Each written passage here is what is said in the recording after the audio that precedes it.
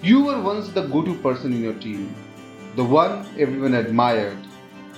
For your leadership and expertise, you earned the Best Performance Award, and it felt like your career was on a rocket to the top.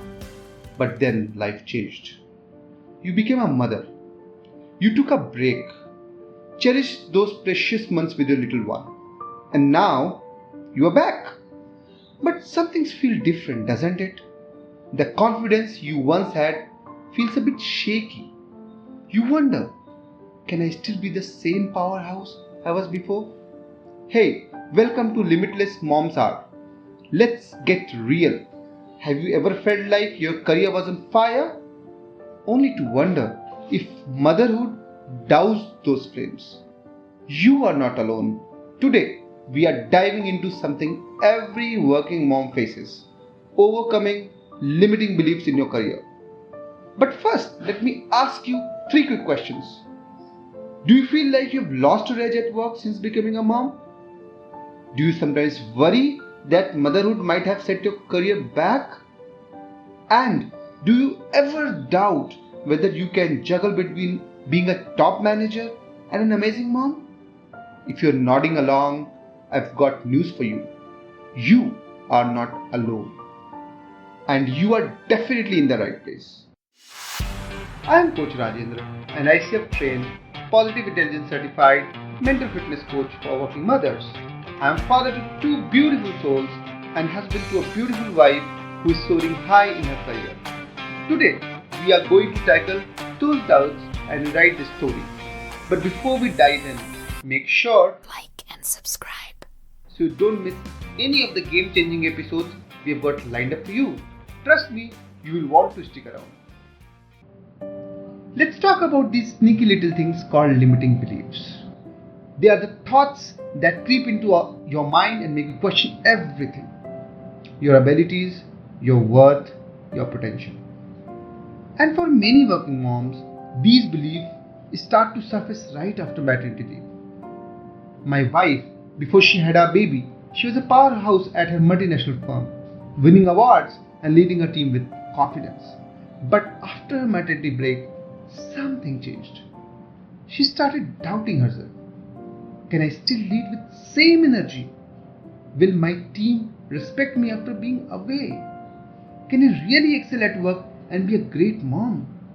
These thoughts haunted her, just like they might be haunting you. But here is the truth. These limiting beliefs are just stories we tell ourselves. They are not facts.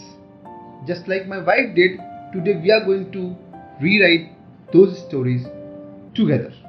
Let's break down some of the most common limiting beliefs that working moms like my wife and maybe you face when returning to their careers after motherhood. Number 1. I have lost my edge. This is a big one, right? You have been away, your routines have changed, and it's easy to feel like you have lost your edge. But here's the deal. You haven't lost it. You have gained something even more valuable, and that is perspective. Motherhood has made you stronger, more resilient, and better at multitasking.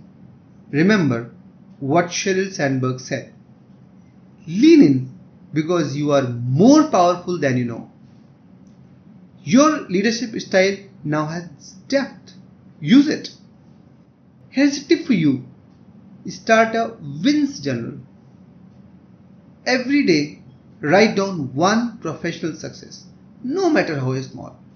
This will remind you of the value you bring and rebuild your confidence. Number 2. I can't compete with my colleagues who don't have kids. Comparison is the thief of joy, right? It's easy to think that your colleagues without kids have more time and energy to dedicate to work. But guess what? You bring something unique: empathy, time management skills, and the ability to prioritize like no one else. One implementable idea: highlight your unique strengths in team meetings. If you're great at managing tight deadlines because of your time with your child, let that shine. Celebrate what makes you different. Number 3. My priorities have changed and that's a bad thing. Motherhood shifts your priorities, no doubt about it. But that's not a bad thing. It's clarity. You know what truly matters.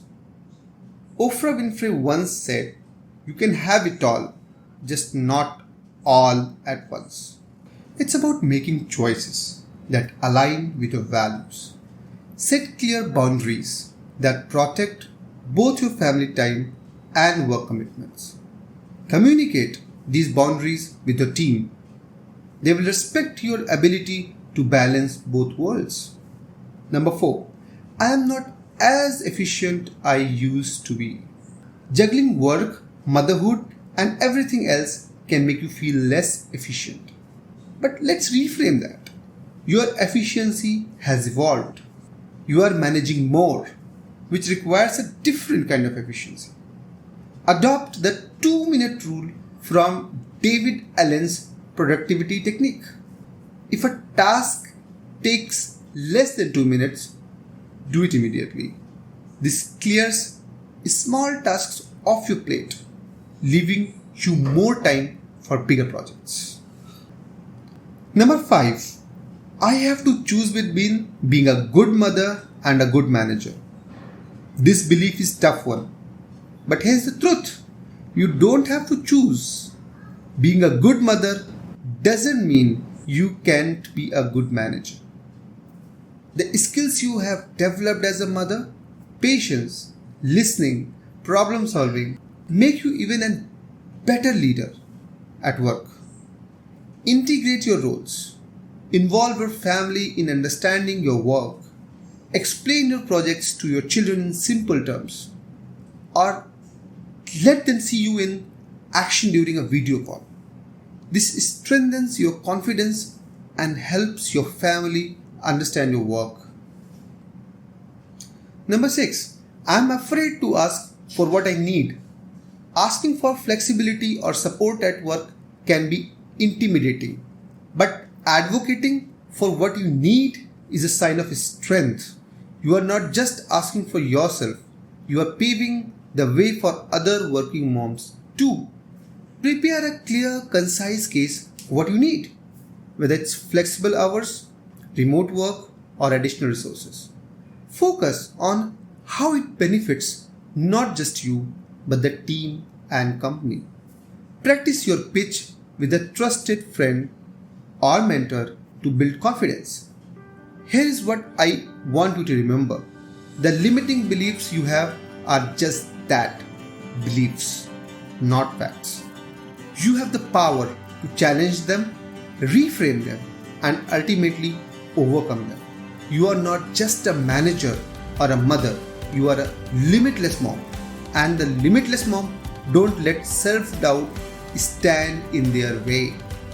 As we wrap up, let me leave you with a quote from Eleanor Roosevelt. No one can make you feel inferior without your consent. The only limits you have are the ones you place on yourself. Break free from them and watch your career and your life rise to new heights. If you found today's episode helpful and want to dive deeper into overcoming limiting beliefs, join me at my next webinar. We'll explore more strategies and practical tips to help you thrive in both your career and motherhood. Just drop your details in the link provided and I'll make sure you are the first one to know when the next session is available. Thank you for spending this time with me on the Limitless Moms Hour. Remember, you are capable, you are strong, and most importantly, you are limitless. Until next time, keep believing in yourself, keep pushing those boundaries. And hey, if you know a friend who needs to hear this, share this episode with them. Let's spread the light.